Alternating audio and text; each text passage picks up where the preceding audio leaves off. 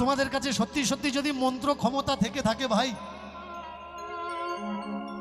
সাধ্য তোমরা করো, কিন্তু যার বাবা মরে গেছে মন্ত্র দ্বারা একবার তার সঙ্গে কথা বলিয়ে দাও না, তার বুকের জ্বালাটা মিটে যাক, যন্ত্রণাটা মিটে যাক।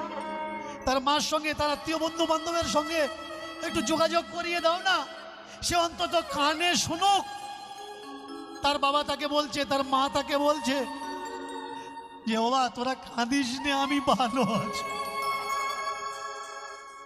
এই মিথ্যে ব্যবসা কেন ভাই চালাচ্ছ? ওরা তো কেউ না, দোষ কাদের? ওদের? ওদের না, দোষ আমাদের।